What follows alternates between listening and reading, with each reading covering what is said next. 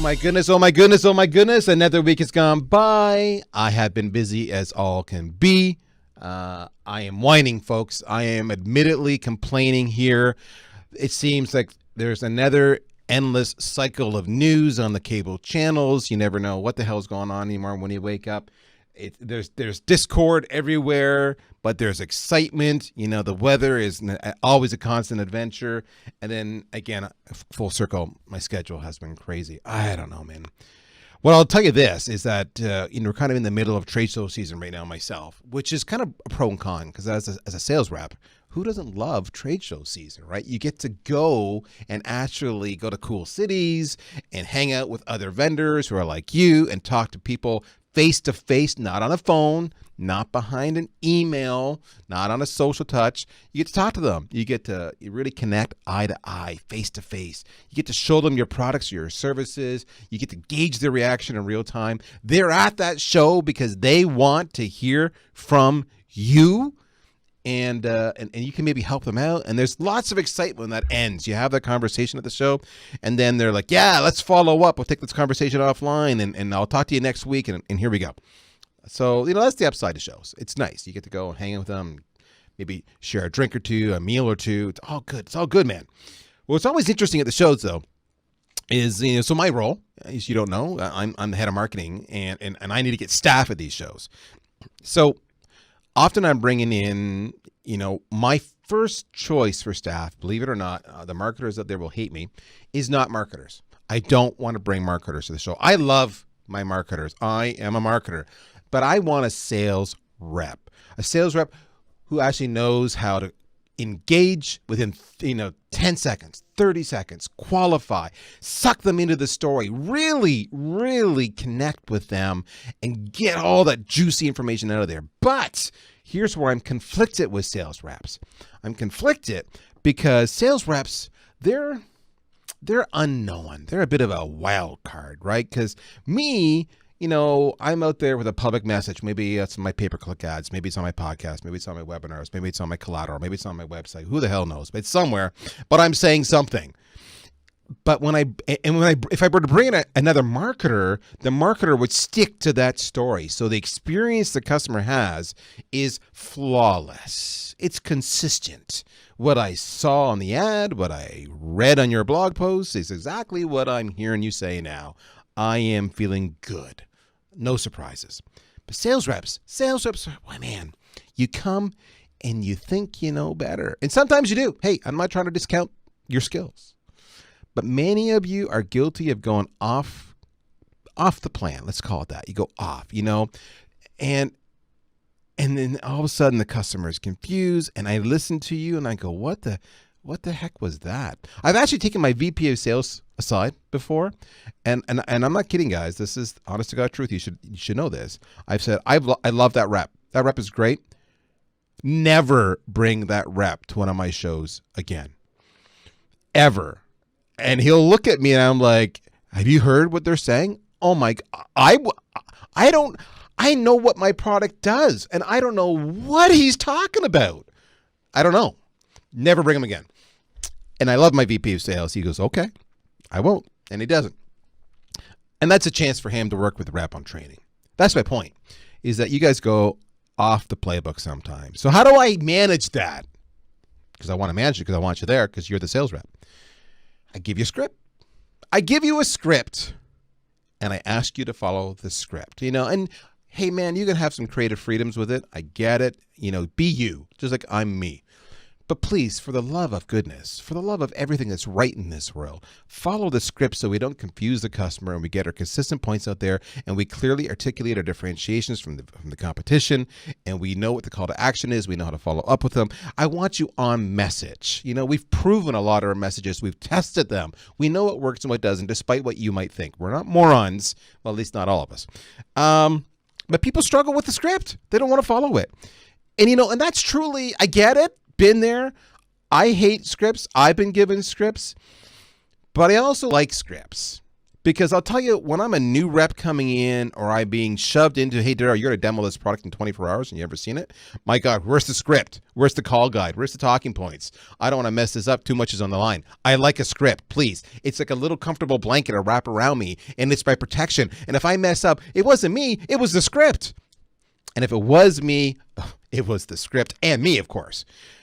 Scripts are such a contentious thing. I did a debate with Benjamin Dennehy about a year ago, to script or not to script. He was anti-script, I was pro-script. I've heard all the complaints, I've heard of the laments. Darryl, if I have a script, I can't be myself. Darryl, script is for amateurs. Darryl, give me some credit, I don't know what I'm talking about. I don't need no freaking script. Darryl, I'm a sales professional. Walk away, you're a cute little marketer, but you don't know what you're talking about. Blah, blah, blah. I don't agree. So I brought in an expert. To be the arbiter of should you use a script or not. And we'll define what a script is, and we'll talk about the pros and cons. We'll talk about his opinions on scripts. Are you ready for this? I'm talking, okay, kids, big surprise, you're tuning in. You get not the A team, not the B team. You get the A+ team. This guy is a YouTube rock star with gazillions of followers, best-selling author, trainer extraordinaire. I am thrilled about this one. This one, ladies and gentlemen, let me bring up to you my good friend, Victor Antonio. Victor, welcome to the show, sir. What is happening? Thank you for having me, man. Super excited to be here. Now, if you guys don't know Victor, I mean, this guy truly, normally I tell you to go to LinkedIn or Twitter and follow him. And yeah, do that. But no, this time I'm going to tell you something different. This time I'm going to tell you, go to YouTube. Go to YouTube and subscribe to his channel. Not only does this cat know what he's talking about, he has a mean kick-ass set that is like kicking my butt when it comes to lighting and sound quality and everything else. This guy is a rock star. He is the author of 13 books on sales and motivation. He launched the Sales Velocity Academy not too long ago. His most recent publication was Sales Ex Machina, How Artificial Intelligence is Changing the World of Selling. He's going to be at this little show called Outbound coming up, where apparently he might have a new book called Upselling is the New Prospecting. You can check it all out at sellingergroup.com, or you just follow him. But that's the plug. That's why I love you. Victor, my friend, talk to me, riff to me on your thoughts on scripting. When people ask me about scripts, let's go with the people who don't like scripts. They always kill me, right? It goes, Victor, I don't like scripts. And I always say, well, tell me your story. Give me a little bit about your background, where you're from and all that. And then they begin to spew for 5 to 10 minutes about who they are. I said, dude, that's a script. And at that point, he has to admit, it's a script. The thing is, we have a bunch of scripts in our heads that we've developed over the years. There's certain phrases we always say. There's certain key pet responses we always have when we're talking to people. We use scripts. Now, the real question is, and I think the misperception is that a script is this thing that you have to follow robotically. As you pointed out, is that you could add your own flavor. I always remind people that, remember that Bruce Lee saying, when it came to training, he said, absorb what is useful, discard what is not, and then add what is uniquely yours. Let me say that again, because I love that statement. When it comes to training, absorb what is useful, discard what is not, and then add what is uniquely yours. So when it comes to a script, it really is about adding what is uniquely yours. But there's certain things that have to be said. And in a recent podcast, as you know, I talked about how I worked for a company that was selling a software package. And to make a long story short, you can listen to the podcast if you want. But I talked about how I got off script because I never really used a script. So I was probably like you guys, didn't like a script. But then I learned to use a script. And every time I went off script, I can tell numbers went down. And how did I know this? Because they would record all my sessions. And every time my numbers dipped, they went back to the script and said, Victor, right here, you didn't mention that. Here, you sequenced it wrong. You showed this before you showed that. So even all these things matter. What you say, when you say, how you say it does matter. And so when marketing has tested some of these scripts, maybe you need to respect marketing a little bit. But again, I'm not saying don't use your own flavor. Please do so. But certain things have to be said a certain way. So what's their reaction when you say, dude, that's a script? Because I have a similar story where people come to me all the time and they'll say, Darryl, you tell me to be busy with content on social and to share and to build my brand, but I don't know what to talk about. And my response is, dude, talk about that. And they look at me and I'm like, talk about, you don't know what to talk about. All right. And then I'll say, did you have a sales call today? Yeah. Did they give you objection? Yeah. Did you handle it? Yeah. Talk about that. I'm like, huh? Right. How did you connect with that person that you had a call today? Well, I did this and this. Talk about that. It's the exact same thing. We're doing this whether we want to admit it or not. So I love your point about the script being we're already falling back on defined scripts that we're comfortable with. Sure. But there was a time where we weren't comfortable with it, and then we had to develop a script. Correct. I think over time, one of the things we did back in the day when I was selling telecom equipment, and by the way, I truly love your trade show, stories, and, because I remember doing a lot of trade shows. And so we've all been there, right? Got the massive booth, hopefully you get the fluffy carpeting, right? Because you're going to stand all day. And somebody comes in and somebody comes in and says, and you said, can I help you find something or look at something? Let's just say, or even a retail store. Let's say you work in a retail store. Somebody comes in and they say, and you say, can I help you find something? What do they typically say? No, just looking. No, just looking. So I often ask people, what do you say? When somebody says when they're just looking, what do you say? And the answer I always get is, well, I don't know, Victor. I just tell them, well, if they need me, I'll be right over there. And I always say, if you don't have a powerful script of what to say and how to say it, you're going to lose some type of what I call that connection you make when somebody walks into your booth or walks into your store. Imagine somebody comes into your booth and says, and you ask them, hi, how you doing? My name is Victor Antonio. What's your name? They give you a name. Can I help you look at something? Is something you're interested in? They're probably going to say, no, I'm just looking around. I'm looking at all, whether it's your collaterals or your equipment on the wall, whatever it may be. I'm just looking around. What do you say? Now, people who don't like script says, Victor, I'm a natural dude, man. I just like to go in there and I like to wing it, man. I like to really just connect with people, and that whole thing. And I get that. And that just cracks me up because it's like, well, that's not a process. That's not a system. It's not duplicatable or repeatable. I remember when I got trained as a sales guy, right? And I would ask my mentor, I said, okay, so when the customer says this, what should I say? Well, Victor, just go in there, talk to them, just connect with them. And I'm like, dude, that's not a process. That's not helping me at all.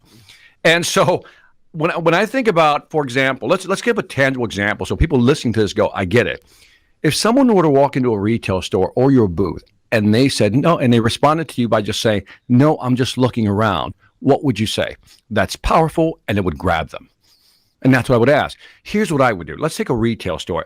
Somebody comes in, can I help you find something? No, I'm just looking around. My script already is great. Love for people to come in and look around.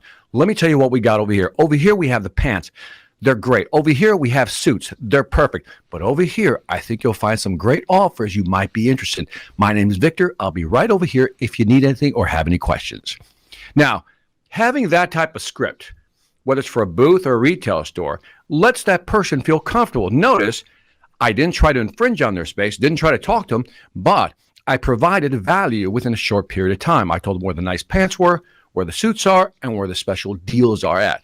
And that's what people want. How do you educate them, but guide them and have them look at what you want them to look at? So if you take a trade show, for example, if I know that we just have a new product we just launched, I'm going to say, I'm glad you came in to look around. We got two big things going on.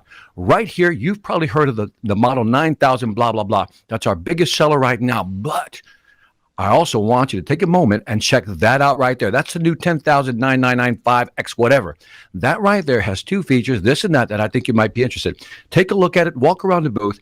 I'm right here, Victor Antonio, if you need me. That's what I think scripts are powerful for. You know what to say without thinking about it. Does that make sense? Okay, you just hit on something that was so huge there. You know what to say without thinking about it. And I know one of the things that I like about scripts, and I admit I have a love-hate relationship, but I like about scripts that they do give me that, I mentioned that comfort, that safety net of when I hit the question, I'm not sure what to ask, I can fall back on the script. The other part I want to talk about is I don't have any issue with anybody going off script a wee bit, personalizing it, but sure. Make sure you know the script first, so that when you're personalizing it, it's just your spin on it. It's not completely off message. So you agree with that? I want to add something, if I may. Yeah. If you remember, there's a guy. His name is Albert Morabian, and Albert Morabian kind of came up with this formula for liking, whether I like you or not. And you've probably seen the numbers, but it was really a study based on liking. And he says 55% of whether I like you or not is all visual. like body language, if you're groomed well. So do we judge a book by its cover? Absolutely. He then said 38% of whether I like you or not is voice, tone, inflection, speed, right? And only 7% was actual verbiage content. But the part that always got me was that 38% of whether I like you or not was tone. And you mentioned something already that you need to know what to say. Here's why. Have you ever asked somebody a question, a technical question, or an important question? Is, hey, tell me about that. And the person does this. Yeah, I think we can do that. And you hear that little, yeah, I think we could do that. And that little hesitation, your reptilian brain, that reptile back here, that amygdala fires up and says, in a moment, that person doesn't know what they're talking about. So if you don't know what to say, those little hesitations, those little mental hiccups, those glitches, people pick up on that and go, I don't think this guy knows what he's talking about. I think I'll just think about it. I'll get back to you. And I think those are the subtle places we miss deals when we don't know what to say. I'm loving this conversation. I'm going to go to break now, guys. When I come back, I'm going to hit Victor with all the usual objections people share with me on why they don't use scripts. We'll hear what he has to say. Don't go anywhere.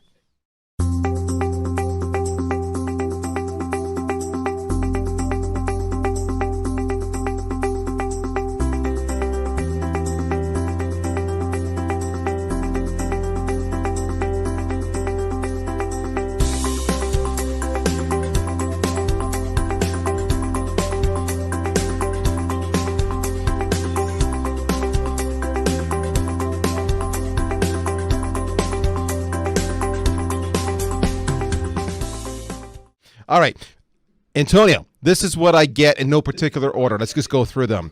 Let's do it. A script sounds robotic and mechanical. That's not how I talk. Those aren't the words I use. And the audience, the customer, knows I'm reading a script.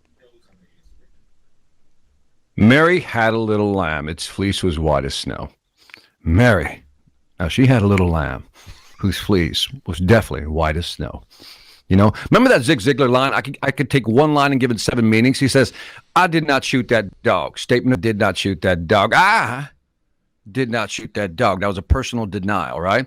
I did not, vehement denial, right? I did not shoot that dog, threw a rock at it, but I didn't shoot it. So if you're not using intonations, inflections, drop in your voice, just like you did right before we went to commercial, really use that voice, that tool you have, then of course it's going to sound mechanical. Don't blame the script. Blame your larynx.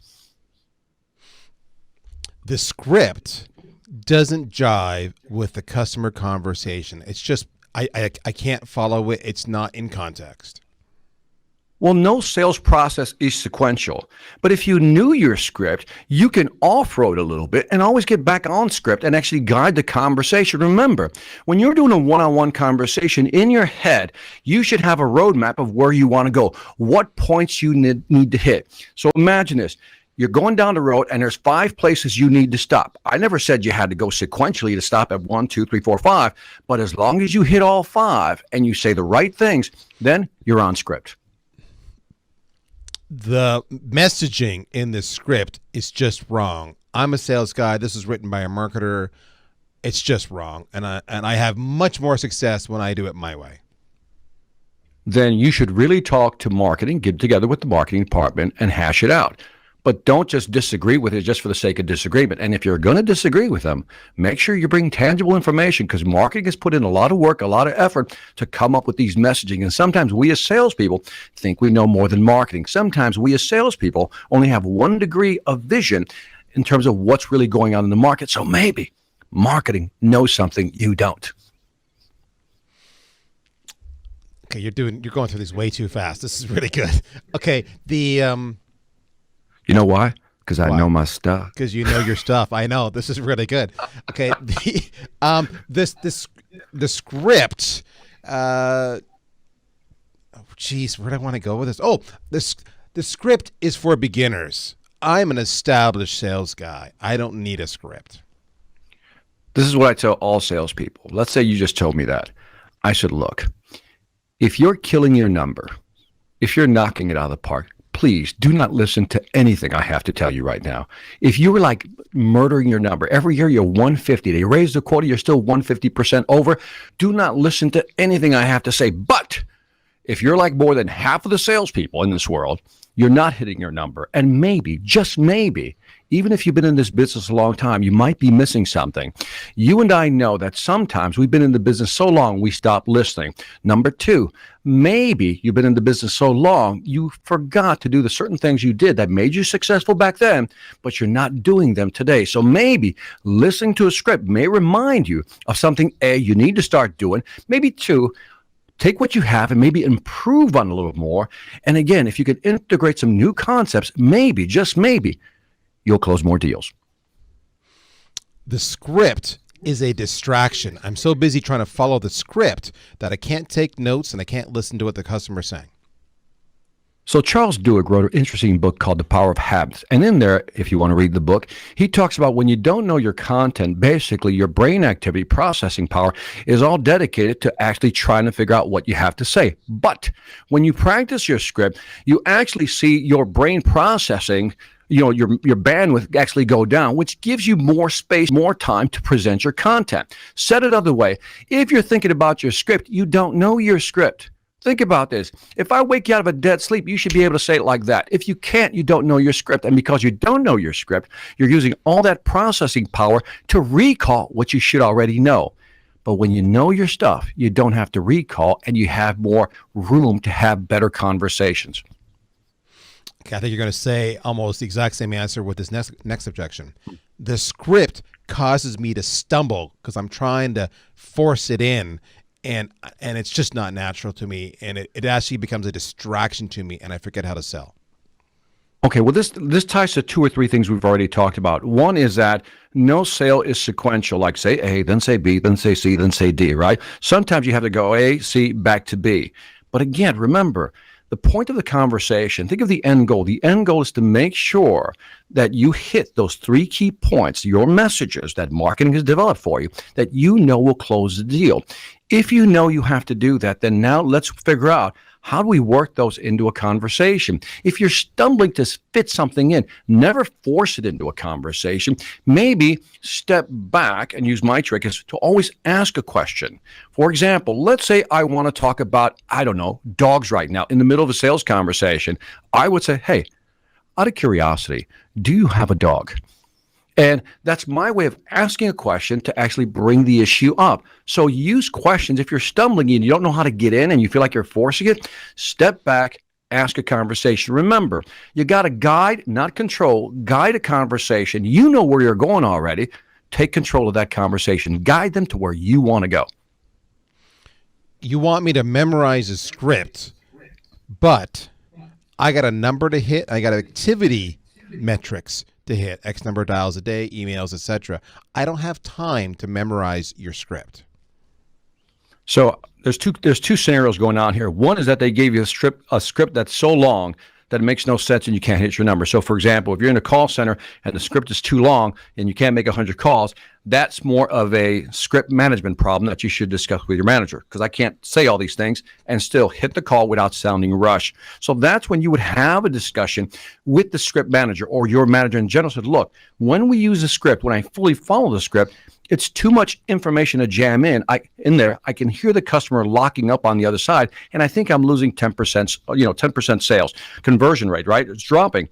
So what you need to do is get with your manager and shrink that down. But that doesn't mean the script doesn't work. It just means that maybe it's too long of a script. So why don't you sit down with your manager and see if you can tighten that bad boy up? And again, this is part of the process, right? When you have a script, when somebody gives you a script for the first time, do it. And then you begin to tighten it up. I do a lot of presentations, and guess what? When I do the presentation the first time, I think I have it, but I don't.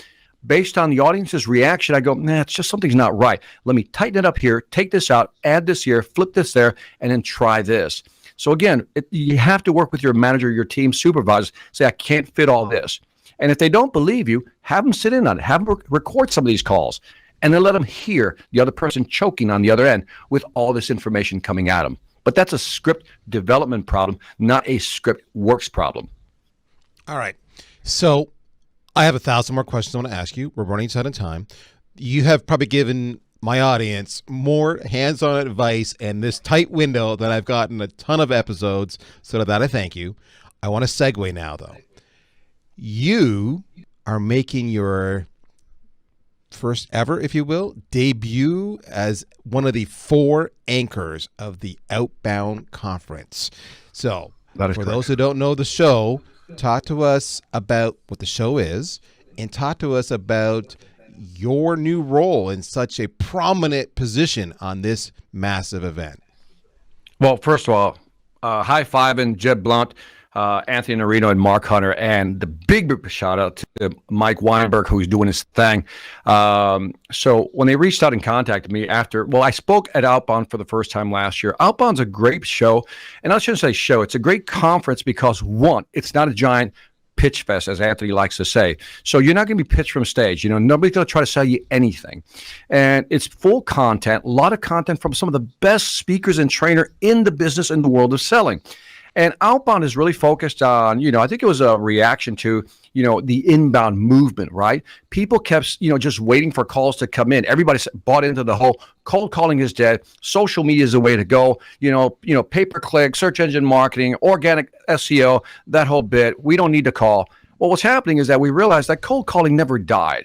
And it never will. I'm sorry, it won't.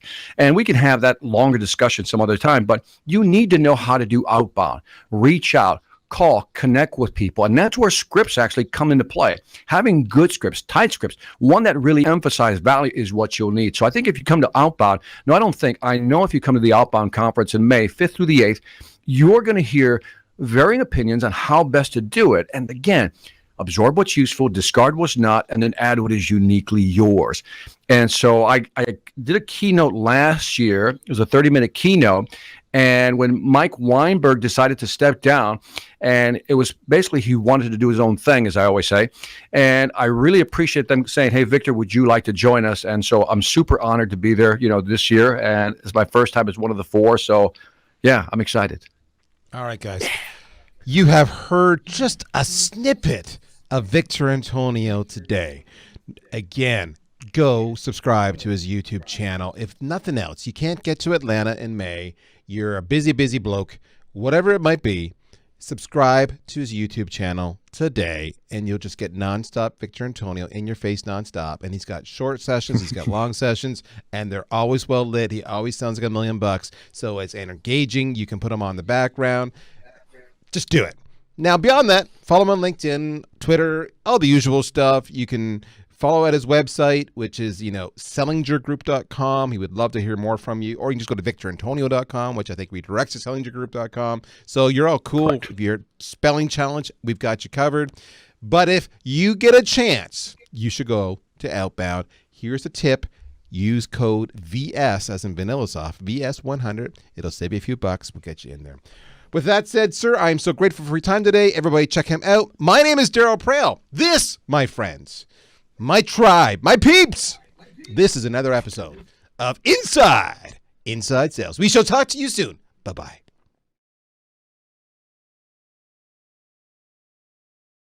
Inside Sales. We shall talk to you soon. Bye-bye.